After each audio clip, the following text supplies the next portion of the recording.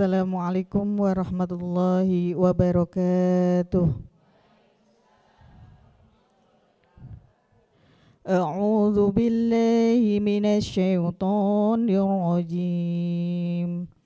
Bismillahirrahmanirrahim. Fakhalafa min ba'dihim khalfun adha'us salata واتبعوا الشهوات فسوف يلقون غيا إلا من تاب وآمن وعمل صالحا فأولئك يدخلون الجنة ولا يظلمون شيئا جنات عدن التي وعد الرحمن عباده بالغيب إنه كان وعده مأتيا صدق الله العظيم. Bismillahirrahmanirrahim. Assalamualaikum warahmatullahi wabarakatuh. Alhamdulillahirabbil alamin wassalatu wassalamu ala asrofil anbiya'i wa mursalin wa ala alihi wa ashabihi ajmain amma ba'du. Indahnya pada hari ini Allah kembali perkenankan kita untuk bersilaturahmi, untuk berkumpul di acara ngopi, ngobrol perkara ilmu. Ngopi yuk. Tentu pada hari ini saya tidak sendiri, sudah hadir bersama kita Bapak Ustadz Ahmad Haris Riswanto. Assalamualaikum Pak Ustadz. Waalaikumsalam warahmatullahi wabarakatuh. Kabarnya gimana Pak Ustadz? Alhamdulillah baik, sehat. Alhamdulillah sehat. Jamaah ibu-ibu yang ada di lokasi gimana kabarnya Bu? Alhamdulillah sehat. Semoga kesehatan ini juga bisa dirasakan oleh seluruh pemirsa Sinpo TV dimanapun berada. Nah, topik ngopi kita pada hari ini yaitu yang terlupa dalam sholat. Nah, sebelumnya Pak Ustadz, ibu-ibu biasanya pas sholat yang paling sering dilupain apa Bu? Jumlah rokaat, sama saya juga. Kadang 5 Pak Ustadz. Bonus berarti. Bonus 1. Kita akan sering banget Pak Ustadz. Nah, untuk penjelasan lebih lanjutnya kita akan langsung saja mendengarkan. Silakan. Baik. Assalamualaikum warahmatullahi wabarakatuh. Alhamdulillahilladzi wa kafa, summa salatu wassalamu ala sayyidina Muhammadinil Mustafa wa ala alihi wa ashabihi ahli sidqi wal wafa, amma ba'du. Jamaah yang dimuliakan Allah dan juga pemirsa Sinpo TV dimanapun berada, semoga Allah selalu membimbing kita dalam hidayahnya, amin ya rabbal alamin. Obrolan kita pada kesempatan yang berbahagia ini adalah problem kita sehari-hari yang terlupa dalam sholat. Kita sering beralasan al-insan mahallul khata' wan nisyan. Manusia kan tepatnya salah dan lupa, tapi kalau keterusan lupa, ada keterangan dalam kitab Matan Takrib. Kitab ini biasanya kitab dasar bagi anak-anak yang pada belajar ilmu fikih, ilmu tentang hukum-hukum Islam. Dalam kitab tersebut disebutkan bahwa ada 3 hal jenis yang kalau terlupa dalam sholat. Yang pertama, kalau yang terlupa itu rukunnya. Yang kedua, yang terlupa itu sunnah ab'ad. Dan yang ketiga, yang terlupa itu sunnah hayat. Lah, dari ketiga hal ini, ketika ada yang tertinggal atau terlupakan, konsekuensinya beda-beda. Tergantung dari apa yang tertinggal atau terlupakan itu tadi. Yang pertama, kalau yang terlupakan itu rukunnya, makanya kita wajib tahu dalam sholat kita itu mana yang rukun, mana yang sunnah, dan sunnah itu terbagi 2, yaitu sunnah ab'ad dan sunnah hayat. Kalau yang terlupa itu rukunnya, maka kita kembali ke yang terlupa itu. Contoh, misalnya kita sholat lakum dinukum waliyadin. Harusnya kan rukuk ya. Kebablasan sujud. Langsung Allahu Akbar sujud. Begitu sujud keinget loh tadi belum rukuk. Maka harus kembali ke posisi rukuk. Itu kalau yang tertinggal yang rukun. Kemudian yang kedua, kalau yang tertinggal itu sunnah. Karena dalam sholat itu ada dua macam sunnah. Ada sunnah ab'ad, ada sunnah hayat. Sunnah ab'ad, kalau tertinggal konsekuensinya ganti dengan sujud sahwi. Lah sunnah ab'ad dalam sholat itu apa saja? Ada 7. Itu bisa dibaca dalam kitab fikih yang paling dasar, Safinatun Najah. Yang pertama, tahiyat awal. Lupa tahiyat awal. Yang kedua, duduknya. Duduknya ingat, cuman bacaannya lupa. Allahu Akbar. Apa ya? Ngomong apa ya sehingga kalau ngomong apa ya batal sholatnya. Lama. Enggak inget-inget, ya udah langsung aja langsung berdiri. Duduknya ingat tapi bacaannya lupa. Maka nanti diganti sujud sahwi. Yang ketiga sholawatnya. Tahiyat itu bacaannya sampai asyhadu anna Muhammadar Rasulullah. Sholawatnya Allahumma sholli ala sayyidina Muhammad, atau ada yang enggak pakai sayyidina, silahkan. Monggo aja Allahumma sholli ala Muhammad. Itu sunnah ab'ad. Sampai asyhadu alla ilaha illallah asyhadu anna Muhammadar Rasulullah, langsung berdiri umpama di tahiyat awal. Bacaan sholawatnya tertinggal, maka itu ab'ad, diganti dengan sujud sahwi. Kemudian yang keempat, yang ab'ad kan tadi ada 7 ya. Yang keempat, membaca sholawat untuk keluarga Nabi di tahiyat akhir.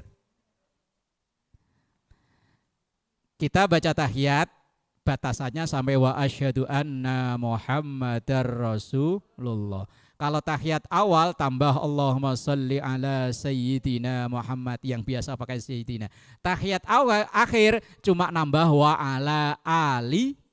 Lah itu kalau tinggal diganti sujud sahwi. Makanya ketika traweh biasanya rata-rata kalau tekan langsung capcus tancap gas. Kalau imamnya sudah salam, nggak usah ngoyo ngotot untuk menyelesaikan bacaan tahiyat. Cukup asal sudah sampai sholawat Allahumma sholli ala Muhammad wa ala ali Muhammad, udah ikutan salam. Nggak usah kama barok ta'ala sayyid wa sampai yang lain sholat tarawih udah berdiri kita masih begini.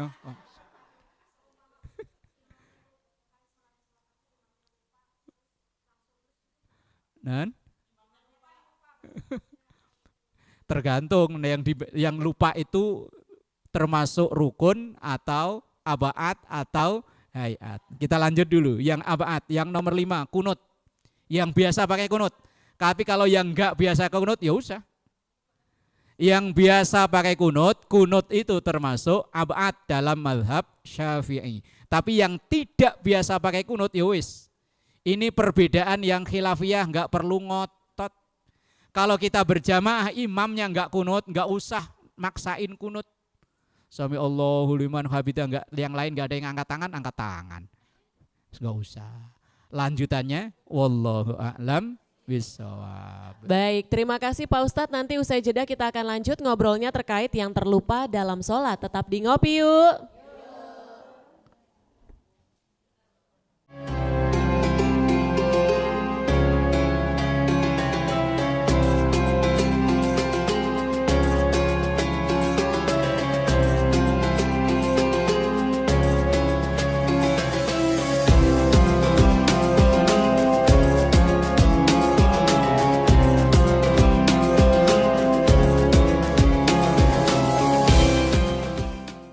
Alhamdulillahirabbil alamin, Anda masih menyaksikan Ngopi, ngobrol perkara ilmu. Ngopi yuk. Untuk mengawali segmen kedua kali ini, terlebih dahulu akan dibuka untuk sesi tanya jawab untuk 2 orang penanya. Silahkan sebutkan nama dan juga pertanyaannya. Assalamualaikum warahmatullahi wabarakatuh. Perkenalkan, nama saya Ibu Sulastri. Izin bertanya Pak Ustadz, apa yang harus kita lakukan ketika kita ragu dalam sholat? Mohon penjelasan. Wassalamualaikum warahmatullahi wabarakatuh. Assalamualaikum warahmatullahi wabarakatuh. Saya dengan Ibu Anis mohon bertanya Pak Ustadz, apakah sholat yang tertinggal wajib diqodho? Mohon penjelasannya. Assalamualaikum warahmatullahi wabarakatuh. Waalaikumsalam warahmatullahi wabarakatuh. Sudah ada 2 pertanyaan Pak Ustadz. Yang pertama dari Ibu Sulastri, apa yang harus kita lakukan kalau kita ragu dalam sholat? Nah, pertanyaan kedua dari Ibu Anis, apakah sholat yang tertinggal ini wajib diqodho? Silahkan. Baik, jamaah yang dimuliakan Allah dan juga pemirsa Sinfo TV. Pertanyaan yang pertama mewakili pertanyaan banyak orang. Apa yang kita lakukan kalau kita ragu? Ini udah 2 apa 3, 4 apa 5 ya. Kalau zuhur kok cuma 3 ya kurang 1. Kalau 5 di bonus lebih 1. Kalau kita ragu jumlah rakaat, kaidah fikih mengatakan au fil qalili wal katsiri hummila alal qalili hasbama ta'assala. Kalau kita ragu hitungan rakaat 2 atau 3, maka yang kita ambil yang 2. 2 atau 3, maka kita ambil yang 2. Artinya banyak dan sedikit, kalau kita ragu maka kita yang ambil yang sedikit. Misalnya 4 atau 5. Kalau 4 kalau 5 ya enggak lah ya. 3 sama 4 mungkin itu. 3 atau 4 maka kita ambil yang 3. Tapi kalau sebenarnya udah 4 gimana? Kan nanti jadinya 5. Walaupun aslinya kita sudah 4 rakaat, tapi kalau timbul keraguan dalam hati ini 3 opo 4, maka ambil yang 3. Walaupun aslinya sudah 4. Wa fil qalili au fil qalili wal katsiri hummila alal qalili hasbama ta'assala. Kalau ragu dalam hitungan rakaat dalam sholat, bukan hanya hitungan rakaat, yang lain aja. Banyak dan sedikit, maka ambil yang sedikit. Umpama ketika sholat tasbih, ini kan tasbihnya banyak. 15, 10, 10, 10, 10 dalam satu rakaat 75 kali tasbih. Kalau misalnya ragu tadi tasbih saya udah 8 atau 9, maka tetap ambil yang 9. Itu kalau ragu. Nah kalau lupa ngitungnya ya sebunyi-bunyinya. Kalau taktik atau cara bisa pakai ketukan jari. Ini kan bisa begini kan. Nah, tapi ya jangan begini. Subhanallah, alhamdulillah. Ketukan jari. Kan sambil sujud kan ya bisa kan. Subhanallah, alhamdulillah. Sambil rukuk ya bisa. Karena memang daya kemampuan, daya otak kita ini ya terbatas. Ya wis pakai cara sebisa-bisanya. Yang penting tidak membatalkan sholatnya. Itu kalau ragu hitungan rakaat. Kemudian setelah kita ngambil yang sedikit, nanti sebelum salam, setelah tahiyat, sebelum salam kita sujud. Lah kalau sujud tahwinya lupa juga? Kalau memang jaraknya masih dekat, artinya kita masih dalam posisi pakai alat sholat, pakai mukena, maka silahkan sujud walaupun setelah salam. Tapi kalau ibu udah ke dapur, mukena udah dicopot, udah motong-motong ayam, motong-motong tempe, yus nggak usah, yus. Makanya selesai sholat kita diperintahkan untuk astaghfirullahal azim. Siapa tahu sholat kita zuhur ngomongnya arba'a rokaatin ternyata 5. Ngomongnya arba'a rokaatin ternyata cuma 3. Maka selesai sholat astaghfirullahal azim. Itu kalau ragu. Ya semuanya bukan hanya hitungan rakaat aja, cuman yang paling sering hitungan rakaat. Maka cara teraman berjamaah, yang repot itu imamnya lupa, makmumnya ya lupa. Kok ya serombongan. Lah kalau kita lupa sendirian atau mungkin berjamaah, makmumnya cuma 3 orang, 4 orang wajar. Lah ini orang satu masjid, rakaat baru 1 rakaat udah salam umpama tarawih. Makmum yang jumlahnya banyak, bapak-bapaknya banyak, makmumnya satu pun nggak ada yang ngingetin. Kadang makmum itu kan pasrah sama imam masalahnya. Pokoknya imam berdiri ikut berdiri, imam ruko ikut ruko, ntar jumlah rakaatnya mbuh. Nah itulah kita. Makmum ikut, udah tahu salah diikutin. Masalahnya nggak tahu kalau salah itu loh. Giliran nggak salah disalahin. Kemudian yang kedua, sholat yang tertinggal wajibkah untuk diqadha? Tergantung penyebabnya. Bagi wanita kalau penyebabnya haid, nifas, maka tidak ada kewajiban qadha. Ini ada beberapa orang sahabat wanita datang melapor pada Rasulullah, ya Rasul, bagaimana kami yang ketika datang bulan tentang ibadah kami. Kemudian Rasulullah menyampaikan, dan itu disampaikan oleh sahabat wanita tadi, kunna nu'maru biqada'is shaumi wala nu'maru biqada'is sholati. Kami hanya diperintahkan untuk mengqadha puasanya, tapi tidak diperintahkan untuk mengqadha sholatnya. Itu kalau karena alasan nifas atau haid. Tapi kalau alasan yang lain, jalan-jalan, terus shopping, pesta pernikahan, alasannya wah repot kan pakai kemudian sholat titik, wajib diqadha. Lah lalu bagaimana umpama kalau kita punya keluarga, Islam sih Islam, sholatnya setahun 2 kali, nungguin sidul, Dul Fitri sama Dul, yang zuhur, asar, maghrib, isya, subuh, Jumat, enggak. Lah suatu saat nanti dia insaf, menyadari kesalahannya itu, tetap wajib qadha. Lah caranya semampunya. Kalau dihitung, yus kayaknya berat. Berat, ngitungnya berat, wong kadang maghrib ya sholat, kadang zuhur ya sholat. Diqadha semampunya. Lah itu urusan lain. Urusan lain. Nah, sholat yang kita tinggal, memang ada yang berpendapat bahwa sholat yang tertinggal ya sudah.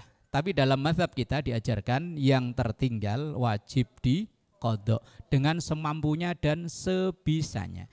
Ini bersumber dari satu riwayat ketika Rasulullah bersama rombongan para sahabat. Dalam perjalanan beliau istirahat di tengah jalan, kemudian memerintahkan 2 orang untuk berjaga. Maksudnya berjaga itu nanti kalau masuk waktu subuh, yang 2 orang ini untuk bangunin sahabat yang lain. Ternyata begitu menjelang subuh yang 2 ketiduran juga. Bangun-bangun ketika matahari sudah mulai menyengat kulit, berarti kan udah agak siangan.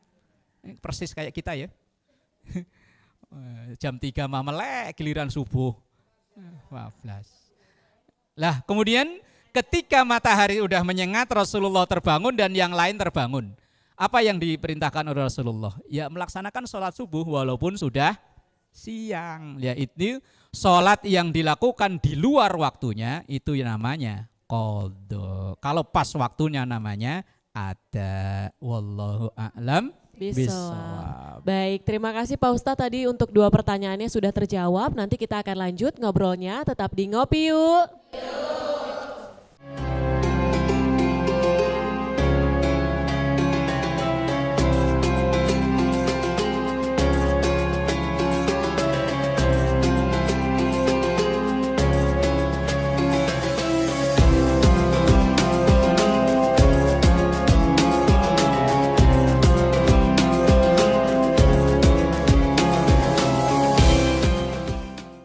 Anda masih menyaksikan Ngopi, Ngobrol Perkara Ilmu bersama Bapak Ustadz Ahmad Haris Riswanto. Di segmen terakhir ini kita akan mendengarkan penjelasan lebih lanjut dan juga rangkumannya terkait topik ngopi kita, yaitu yang terlupa dalam sholat. Silahkan Pak Ustadz. Baik. Jamaah yang dimuliakan Allah dan juga pemirsa Sinpo TV dimanapun berada. Tadi di segmen awal saya sampaikan bahwa ada 3 kemungkinan yang tertinggal dalam sholat dan konsekuensinya beda. Kalau rukun maka wajib diulang, kalau nggak diulang batal sholatnya. Yang kedua ab'ad, sunnah ab'ad, maka diganti dengan sujud sahwi. Tadi ab'ad ada 7, yaitu tahiyat awal, duduknya tahiyat awal, sholawatnya, kemudian sholawat untuk keluarga Nabi di tahiyat akhir, kemudian kunut, kemudian berdirinya kunut. Tahap watirnya karena seringnya jadi makmum, kan kita tinggal amin, amin. Begitu sholat sendirian, sami Allahu liman hamidah, tangan udah diangkat, cuman bacaan kunutnya lupa. Allahumma, apa ya?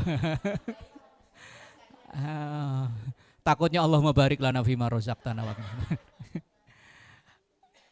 Lupa kunutnya, tapi ingat berdirinya. Yang lupa kunutnya, tapi berdirinya ingat, maka sujud sahwi. Kemudian sholawat dalam kunut. Yang terakhir, sallallahu alaihi sayyidina Muhammadin nabil ummi dan seterusnya. Ini ab'ad. Kalau tertinggal maka gantinya sujud sahwi. Kalau sujud sahwinya lupa juga, ya sudah. Lah, yang ketiga hayat. Hayat itu kalau tertinggal enggak berpengaruh apa-apa. Enggak batal sholatnya. Hayat dalam sholat banyak banget. Selain yang 7 tadi itu, selain yang rukun dalam sholat itu sunnah hayat. Ngangkat tangan hayat. Membaca surat setelah Fatihah hayat. Takbir yang 7 kali dan 5 kali ketika sholat id, ini rawan lupa imamnya. Biasanya di rakaat yang kedua yang rawan lupa. Enggak ngaruh apa-apa, enggak batal, lanjut. Ini kadang ada orang yang ibadahnya tekun tapi ilmunya kurang. Dikirainnya kalau takbir enggak kebaca enggak sah sholatnya. Sampai dia subhanallah, subhanallah. Imamnya karena merasa ini hayat nggak perlu diulang dan nggak ada konsekuensi apa-apa, lanjut aja. Lah makmum tadi masih subhanallah. Ini makmum yang kurang ilmu. Dan ini pernah terjadi berulang-ulang. Ini masyarakat kita terkadang ibadahnya tekun tapi ilmunya kurang. Dikirainnya kalau hayat tertinggal akan berpengaruh atau batal sholatnya, padahal tidak. Hayat itu tidak berpengaruh apa-apa. Termasuk baca surat setelah Fatihah. Umpama lo ubu traweh, ghairil maghdubi alaihim waladhdallin amin. Imamnya langsung ruku, enggak apa-apa. Cuman enggak umum gitu aja. Nah, iya. Cuman enggak umum, umumnya kan baca surat ya. Bismillahirrahmanirrahim, Yasin. Allahu Akbar. Terus yuk kapan kelar ya. Nah, maka kita wajib tahu dalam sholat yang kita kerjakan itu mana yang rukun, mana yang ab'ad, mana yang hayat. Karena kalau tertinggal 3-3-nya ini konsekuensinya beda. Kalau rukun wajib diulang, kalau ab'ad diganti sujud sahwi, kalau hayat tidak berpengaruh apa-apa. Ngangkat tangan termasuk hayat. Sholat ibu enggak pakai angkat tangan, ora apa-apa.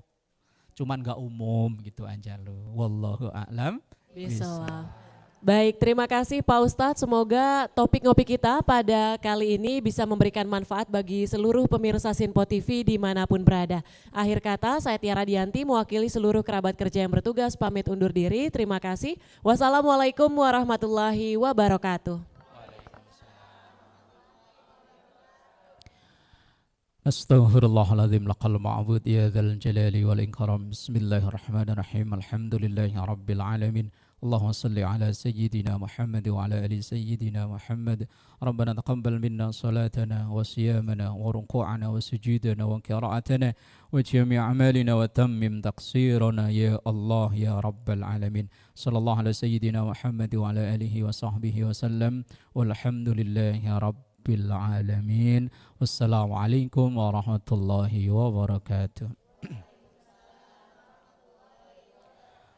Salatullah,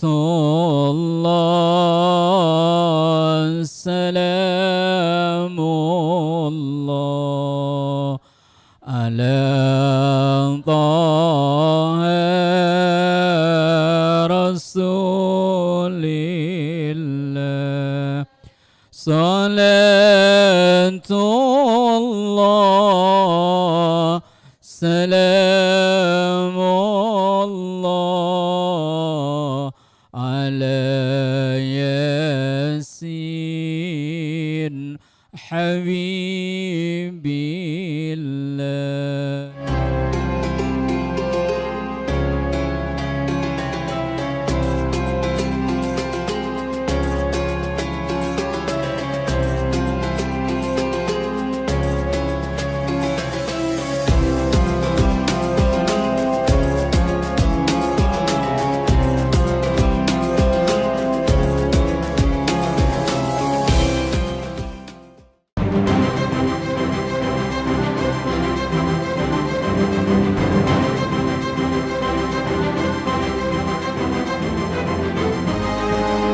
Simple TV, News, Sport, Entertainment.